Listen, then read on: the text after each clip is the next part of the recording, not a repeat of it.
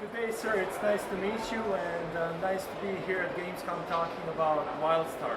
Indeed. Can you please tell us your name and what you do for Wildstar? At this stage of Gamescom, I can't remember who I am, but I appear to be Jeremy Gaffney, executive producer. I work a lot in design. I do a lot, but and also sort of run the studio in terms of all the various departments. What are you showing the gaming community and MMORPG fans here at Gamescom? So Gamescom for us, it's tricky, because right now there's about 250 hours of content in the game. We have all of the sort of dungeons and raids on top of that, including the top level ones coming online. There's so much to talk about that I've actually been compressing it down into little bits has actually been hard for us. So things we're showing is white veils on the show floors, like mid-level content, level 20 to level 30 content, with PvP where everybody's going nuts, destroying each other on the show floor. There's giant robots stalking around that are like mobile PvP bases.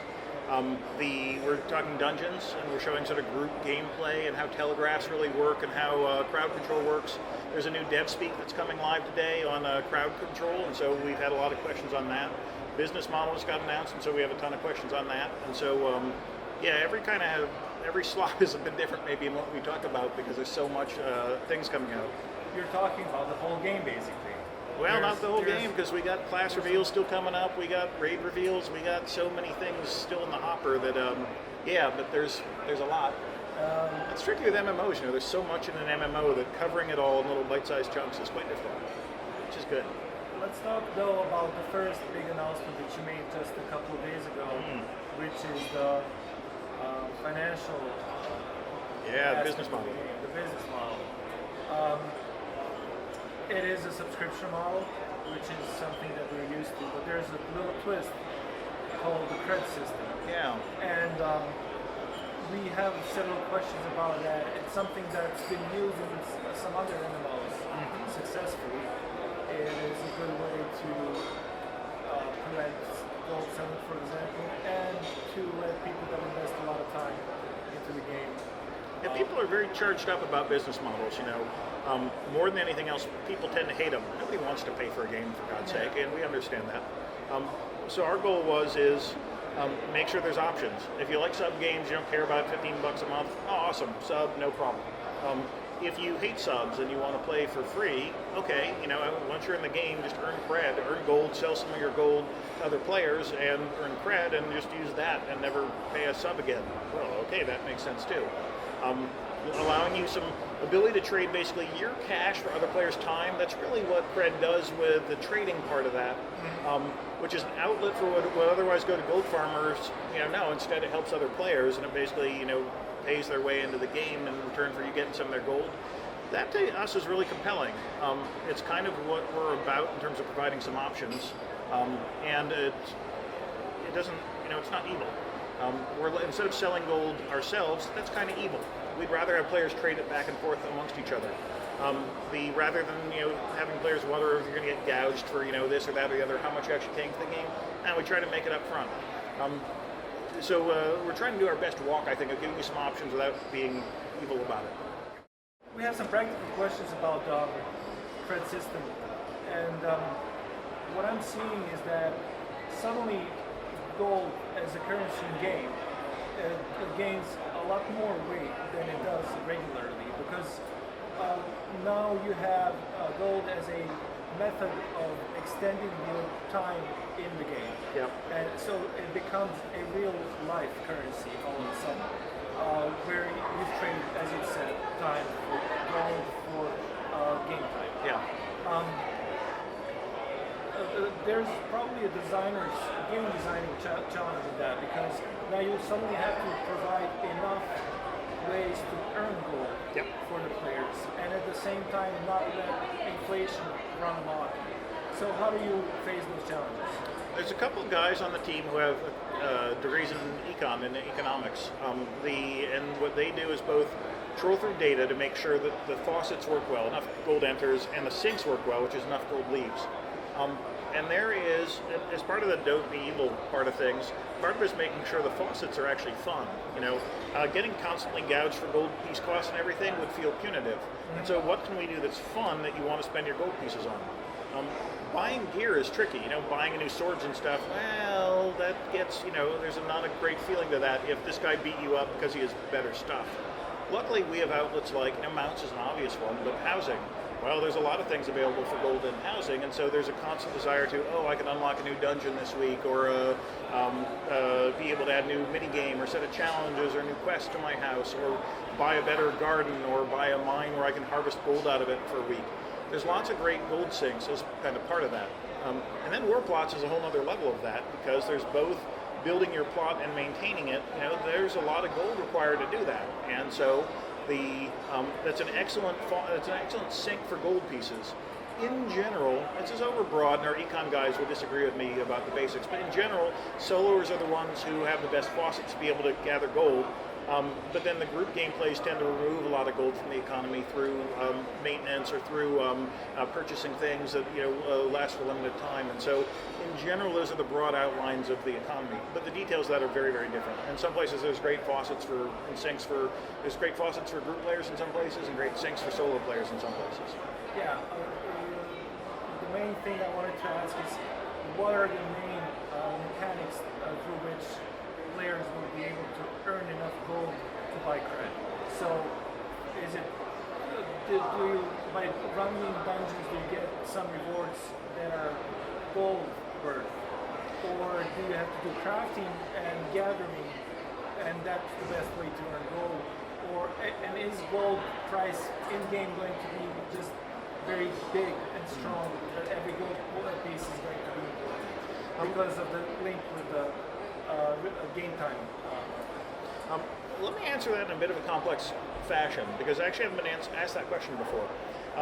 In general, in MMOs, the best ways to earn gold, and almost, I would argue, across MMOs, is by participating in the player economy. And by that I mean, look at EverQuest. EverQuest, you could kill level 1 monsters, skeletons, and get bone chips. Bone chips are a reagent for necromancers who would use them at a very high level.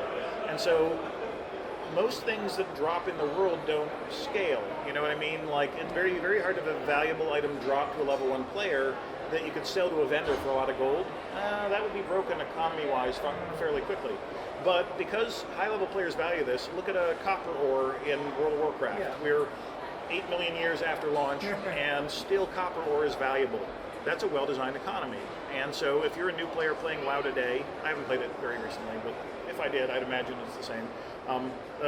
What's your best way to get a lot of gold? It is get trade skill materials used by the high-level players. They have access to the best gold faucets, but you can trade them items that they value. You're spending your time to get their money, their gold pieces, and then that's the way to trade back and forth. So in a rich economy, there's ways for low-level players to participate in the economy early on. And there's ways for high-level players to basically take their the easy ways of them getting gold pieces, and save themselves time by trading that to the low-level players. And so we'll adopt a similar kind of economy, because I think it's very hard to point to a strong economy that does not do that well in an existing MMO. Look at EVE, they do such a great job. There's one base trade resource, and yet it is still very valuable, and it is still very interesting. That's a sign of a good game design in my mind. Rating, are you prepared to talk about rating? Yeah, a little. In the video that we're showing today on Dungeons, we end with a tease on the datascape. 40-man raid, all different wings of different complexities. There's dynamic elements in each area, so that each room even is different, and it's different worldwide in a given week. What's compelling us about raid is, A, they're freaking hard. Like, they should be a challenge. But then even once you've cracked a raid, can you do it better than anyone else can in the world? Because we want to attach the best rewards to competing. Like, can you do it better than the other guys over there? Can you take down, can you beat elitist jerks this week? Can you pick a big raiding group, and can you beat them because you found a particularly clever strategy or a particularly cool configuration, a way of using the room to defeat itself? Oh, there's a hell pit in the middle of the room, and you lured the boss into it to do extra damage. That to us is what will be really fascinating about raids. The tests we've been doing internally are quite fun. We just did a 40-man the other day on some of the elder bosses in Datascape, and I got to admit there's some mechanics I never saw before in other games before. There's some really neat stuff down the hopper. Hopefully we'll reveal more in a couple months. For raids, will you need to sacrifice or assign a percentage of the limited action set slots for buffing, debuffing, and cooldown abilities? Because you guys have 5, 6, 7, 8 abilities that you can take into a raid out of the 40 available. That means that one person will have to pick a certain role, pick the best skills for that role. How does that work? So this is one of the things. So we've been in effectively phase 1 of beta. It's been CBT 1, 2, 3, 4 is now the build that we have here at the show. But really it's been phase 1, and we're taking a lot of the learning from phase 1 before we enter into sort of phase 2, where we're making some pretty big changes to it. And so this is one area where there's a lot we're working on. And what the goal here is what we want to do is make sure your limited set is for your in-combat abilities. Well, you have a wide suite of out-of-combat abilities. You have time to take your mouse and hunt and peck, like, oh, here's this ability when you're not in combat. In combat, when you have like big laser beams going around the room, you're dodging over, jumping over. When you have the different telegraphs you're responding to, your players are casting friendly things you need to respond to. Part of the reason we do limited action set is because it's freaking overwhelming if you have 110 abilities unlocked and clickable items and clickable gear. We want lots of options, but base combat is so challenging to be able to properly, skillfully play that if you need to, we don't want everyone needing a 40-button macro mouse to be able to do it all. But we want that complexity, especially while you're not actively in combat. And so for buffing and that sort of thing, my expectation is a lot of that ends up being out-of-combat activities versus in-combat activities become fairly different, because then we can break out of the limited action set so you don't feel completely limited by what you're doing. But the combat guys can answer that, and if they disagree with me in another interview, they're right and I'm wrong. Okay. We have a large raid going on, 40 men, and there's a bunch of Machari and Lachula standing next to each other.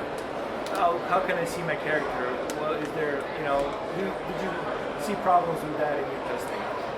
What we've been doing is adding in the raid targets recently, and that helps a lot. If there's a main tank everyone needs to stand nearby, and he happens to be a Chua, awesome, stick a raid symbol on, and that is big and obvious and sorts over everything so you can clearly see who they are. And so that helps a lot actually on that front, is proper use of raid targeting. We're also quite likely to do some raid targeting based on telegraphs, so you can say, okay, move to this area, or other clear things. Telegraphs are great for communication, and so we'll probably extend raid targets to include that. Until I see it working, I won't swear to it, but it feels like a natural extension. To end the interview, I had one question. It seems even through the financial model that you presented, and through the story about raids and how you want to make 40-man raids and all this PvP action that's pretty hardcore. The game is looking targeted towards a hardcore MMORPG audience, more so than towards the casuals. It still has the casual, it still has a lot of content for the casual crowd.